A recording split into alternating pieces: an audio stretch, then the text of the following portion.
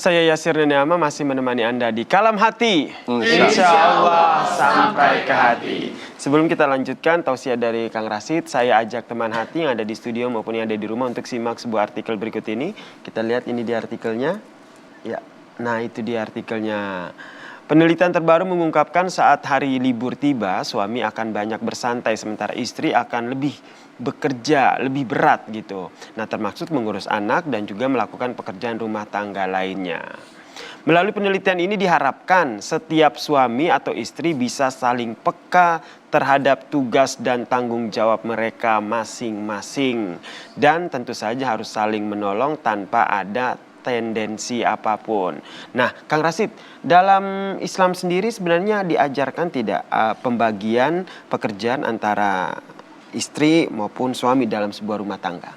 Ya, Kak Yasir dan teman hati yang berbahagia, Nabi pernah menyampaikan kepada kita dalam paparan hadisnya,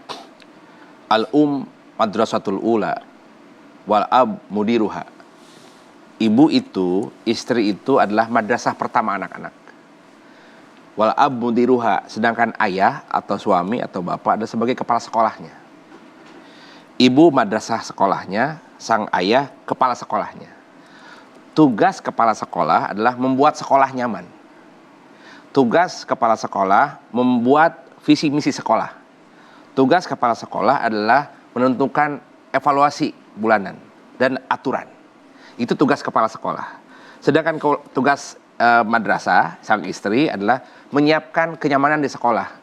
Bagaimana sang anak nyaman di rumah, bagaimana sang suami nyaman di rumah. Nah, tugas itu fleksibel. Tetapi tugas inti rumah itu wilayah istri. Nah, ketika sang suami legowo berbagi tugas, itu adalah sebuah sedekah dan sebuah kebaikan. Sebab wanita pun berhak mendapatkan perlakuan adil dari sang suami. Begitupun juga suami berhak mendapatkan muamalah yang baik dari sang istri. Itu tugasnya. Kemudian selanjutnya Kak Yasir, mari kita lihat bagaimana sikap Nabi Ibrahim. Sampai Allah menyampaikan dalam surat Ali Imran, Bismillahirrahmanirrahim, Innallaha astafa Adama wa Nuhan wa ala Ibrahima wa ala Imrona alal alamin. Allah memilih seantero makhluk buka bumi ini, pertama Nabi Adam, yang kedua Nabi Nuh, Nabi Ulil Azmi, yang ketiga keluarga Ibrahim, yang keempat keluarga Imron. Kenapa kok Nabi Adam tidak disebut keluarganya, tidak ala Adam, tapi Adam sendirian? Karena keluarga Nabi Adam salah satunya saling bunuh-membunuh, Habil dan Kabil. Yang dipilih adalah sang Adamnya. Nabi Nuh sama, anaknya Kan'an membangkang, istrinya Nabi Nuh membangkang. Tetapi kenapa kok Ibrahim ala Ibrahim, keluarga Ibrahim? Berarti ayahnya pilihan, istrinya pilihan, anaknya pilihan. Yang keempat, ala Imron, keluarga Imron. Kalau keluarga Ibrahim adalah keluarga poligami yang sukses. Kalau Ali Imron, keluarga monogami yang sukses. Mari kita lihat Nabi Ibrahim, bagaimana dia menata kelola manajemen rumah tangganya. Nabi Ibrahim, tadi tugas kepala sekolah, beliau yang menentukan aturan dalam keluarga itu. Yang menyiapkan visi misi, itu adalah di pundak sang suami. Ketika suami turun membantu, itu sedekah dari suami. Nabi Ibrahim memastikan dalam visi misi rumah tangga, aturan dalam rumah tangga, Kak Yasir dan teman hati yang dirahmati Allah. Pertama, selamatkan akidah. Akidah suami, akidah istri, akidah anak. Kedua, biasakan ibadah. Selamat akidah itu oleh kebiasaan ibadah. Yang ketiga, rawat akhlakul karimah. Nah, ini yang menjadi polisi, yang menjadi kontrol adalah sang suami, sang imam. Nah, ibu menjadi jubir kepada anak-anak. Nah, papa kan harus ibadah terus di sini, harus sholat waktu. Nah, ini kerjasama yang baik. Tapi kalau toh ketika tadi lihat di artikel, Kangjeng Nabi Muhammad SAW memberikan contoh kepada kita. Ketika beliau bajunya robek, dia jahit sendiri. Dilihat oleh sang istri, wahai suamiku, apakah engkau marah kepadaku? Tidak. Kenapa kau jahit sendiri? Karena kamu ada waktu. Kamu ada waktu? Ada. Silahkan. Atau kalau gitu mah kamu lanjutkan. Itu dengan akhlak. Kemudian bahkan pun sekali Nabi Muhammad SAW memberikan contoh. Waktu itu beliau pulang terlampau malam. Nah, Sayyidatina Aisyah menanti di kamar. Menanti, kok sang suamiku belum datang-datang juga. Suamiku belum datang-datang juga. Akhirnya Nabi Muhammad merasakan, aduh kemalaman nih, larut malam, maka dia tidak langsung ketok pintu buka mamah, tidak. Dia pakai rasa. Aduh, mungkin istriku sudah lelap tidur. Akhirnya Nabi Muhammad membuka sorbannya, dia hamparkan di depan pintu rumahnya, tidur di depan. Bahkan pipi dan tangan membekas-bekas pelepah kurma. Di dalam pintu sana, itu isinya pun tidak tidur. Lagi nungguin. Lagi nunggu padahal, tapi dia agak sungkan ngetuk pintu. Itu sangat berakhlak. Ini namanya muasarah. Sampai peristiwa itu, kayak Yasir teman hati yang rahmati Allah, Nabi Muhammad kekasih Allah, pemimpin umat, pemimpin para nabi dan para rasul, begitu santun akhlaknya. Dia tidak mau takut merepotkan istrinya, takut melukai istrinya. Dia kena larut malam. Padahal Sayyidatina Aisyah sedang menanti. Ketika, kok belum datang ya Rasulullah, belum datang suamiku. Padahal Rasul sudah di depan pintunya. Seorang panglima besar, seorang khalifah utama, pemimpin para nabi. Sayyidatina Aisyah memberanikan diri, kemana suamiku ya? Kemudian dia buka pintu, memberanikan diri.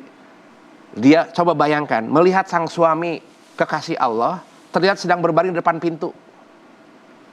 Itu menjadi selebriti langit pada saat itu.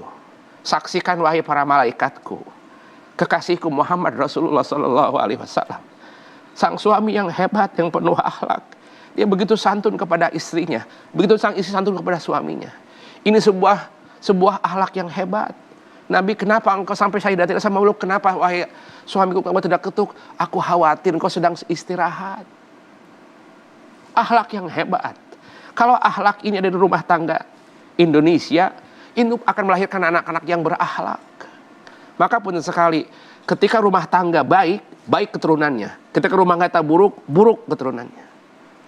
Pemuda-pemuda Indonesia dilahirkan oleh rumah tangga yang baik. Pemimpin hebat di negeri ini dilahirkan oleh rumah tangga yang hebat. Negara ini maju, negara ini mundur, lihat rumah tangganya, marganya.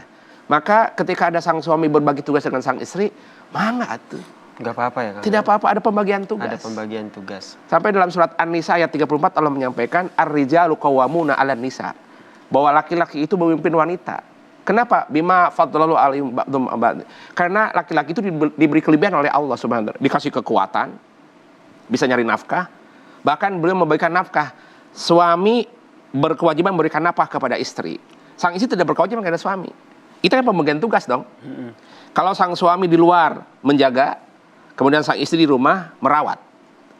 Nah, kemudian sang istri apa tugasnya, Kang? Jadi karena rumah itu nyaman, maka keluar kalimat baiti jannati, rumahku adalah surgaku. Bagaimana Kang mentreatment untuk jadi rumahku surgaku? Sang istri harus mengupgrade diri, punya kemampuan skill memijit, apalagi skill mendengar, skill memasak. Ketika sang anak sedang curhat sambil dipijit, ada apa nak? Kalau tidak dipijit dia tidak keluar. Diraba dadanya, ada apa sih nak? Kalau dipijit bukan untuk jadi tukang pijit, tidak, sebagai alat untuk komunikasi kepada suami dan istri agar nyaman dipijit. Yang kedua, punya keahlian memasak. Masakan enak sang ibu itu mengundang suami pengen cepat pulang. Yang ketiga, belajar mendengar. Jangan hanya didengar terus, belajar mendengar curhatan anak, curhatan suami, dengerin itu. Baik. Nah, kondisi itu akan menjadikan rumah baiti jannati. Rumahku adalah surga.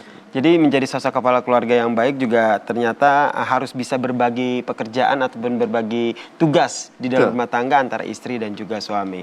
Kita akan melanjutkan tausiah kita bersama Kang Rasid usai jeda, tapi sebelumnya saya ingin mengajak teman hati yang ada di rumah untuk ingin bertanya bisa langsung layangkan pertanyaan teman hati lewat media sosial kami yaitu di Twitter ataupun Instagram @dikalamhati. Saya tunggu pertanyaannya. Tetap di Kalam Hati. Insya Allah sampai ke hati.